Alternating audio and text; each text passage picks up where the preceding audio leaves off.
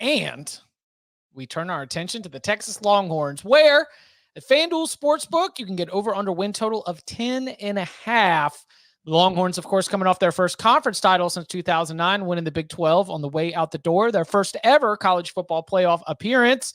They have one of the best quarterback rooms in the country with Quinn Ewers and Arch Manning leading the way. Danny, quick word on the Longhorns? Under on the Longhorns.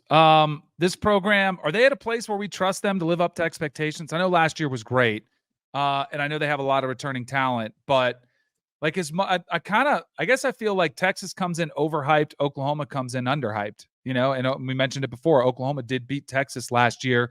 And if you look at last year's schedule, Texas was really good, but man, they didn't play that many tough teams. And all of a sudden, I know the schedule is favorable compared to a lot of teams in the SEC. I mean, I still am looking very curiously at that Michigan game and wondering, what's Michigan going to do offensively? Are they just going to try to ground and pound and slow that game down and frustrate the heck out of Sark and that offense, keep them on the sidelines as long as they can? But I do have them 10-2. I have them slipping up and losing 2 games. I'm also on the under here. You can go 10-2 and finish under 10.5. Like, I don't think it's really that crazy to think that Texas can only finish 10-2 instead of 11-1 and 12-0. And I do agree with you. I think they're coming off a great season, but I also think that we're taking that great season and just assuming it's going to be back this year. And you've already seen, like, somebody gets hit by injuries every year, and Texas is already being hit by injuries. They've lost C.J. Baxter, and they lost, Christian Clark? So they've lost like 2 running backs this week alone who are going to be out for a significant amount of time. And even if you want to argue, like, of those 2, Baxter's the only significant loss, it's still not a great omen to me. And you've got a quarterback who has been banged up before as well. And of course, you've got Arch Manning behind him. But I don't know, man, like, an easy schedule. Anytime I see the defending national champion, the team that won the 2 national titles before that, your arch rival Oklahoma, and then a road trip to Texas A&M on it, I have a hard time calling it an easy schedule. So I think 10-2 is more likely than 11-1. I think it's more likely than 11-1 and 12-0 together. And I also think 9-3 is more likely than 11-1. So I'm going under. Tom makes a great point. We don't know if Texas can get up to play every week. And that is a real challenge when you move up leagues, because a lot of those games they won last year when they did not have their best effort, those are losses in a better conference, because the players you're facing are just that much better. I do really like their O-line, though. And there is and I kind of like how the schedule sets up.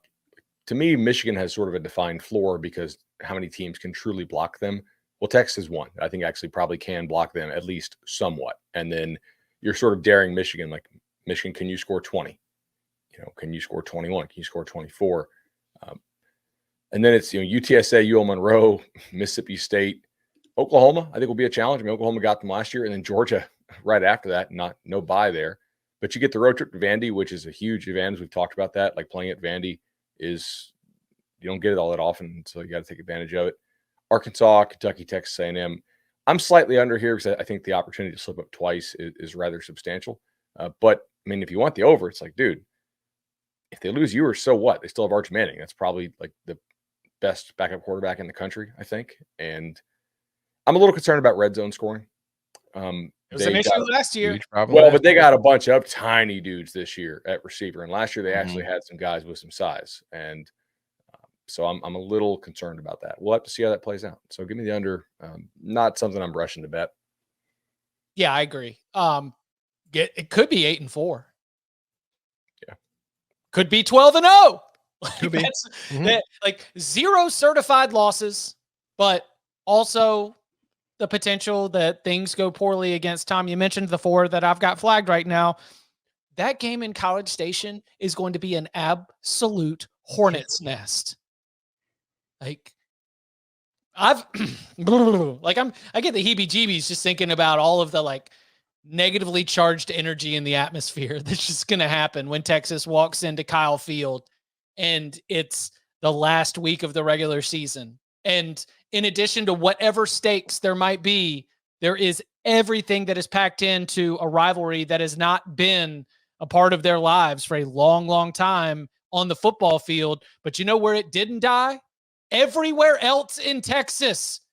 Like, living and breathing 365 days of the year, Texas and Texas A&M fans comparing things to each other, talking trash to each other, and now you get it packed into one game. So, yeah, I'm on the under for 10.5. I think I've got them right at 10. Like 10-2 is kind of the projection that I've got here. But this could be 8-4, or they could be the best team in the country and go 12-0 because of how talented this roster is. I agree that there are some concerns. I will add one more to this. When they are playing Georgia, when they are playing Michigan, and maybe when they are playing Oklahoma too, depending on the health of the Sooners on October 12th, I think they're going to miss Byron Murphy and T'Vondre Sweat. Those are two very, very special players on the interior of the defensive line.